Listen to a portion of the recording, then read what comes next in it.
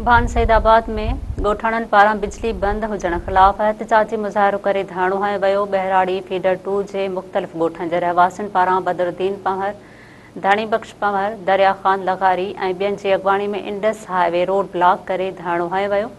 धरणे सबबि दादू Hyderabad Indus highway ते गाॾियुनि जूं कतारूं लॻी वयूं। हेस्को भानसैदाबाद जे एसटीओ ऐं एलएस बिना जवाज़ बहिराड़ी फीडर 2 जी बिजली 5 ॾींहनि खां बंदि करे छॾी आहे, जेका सरासर नाइंसाफ़ी आहे। हुननि जो चवणु आहे त कहर जहिड़ी गर्मीअ दौरान रहवासी सख़्तु परेशान थी विया आहिनि। बिजली बंदि हुजण सबबि पीअण जो पाणी जो बहिरान पैदा थी वियो आहे। हुननि जो चवणु आहे त बहिराड़ी फीडर जे 60 ॻोठनि में गुज़िरियल 5 ॾींहनि खां बिजली मुकमल तौर ते बंदि आहे, जंहिं जे करे इलाइक़े वासी तकलीफ़ुनि खे मुंहुं ॾेई रहिया आहिनि। हुननि वधीक चयो त शहर तोड़ी बहिराड़ीअ जे ॻोठनि में बिजलीअ ते हलंदड़ समूरो कारोबार मुतासिर थी रहियो आहे, पर हेस्को अमले जे कन ते जूं बि नथी चुरे। अॻवाणनि चयो त हेस्को अमलदार बिजलीअ जी बहालीअ लाइ ॻरी रिश्वत तलबे रहिया आहिनि।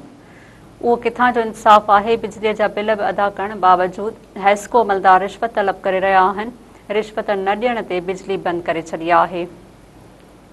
हुननि जो वधीक चवणु आहे त एसटीओ हेस्को भानसैदाबाद एलएस समेत ॿियनि अमलदारनि खे फौरी तौर ते हटाए बिजली फ़राहम कई वञे।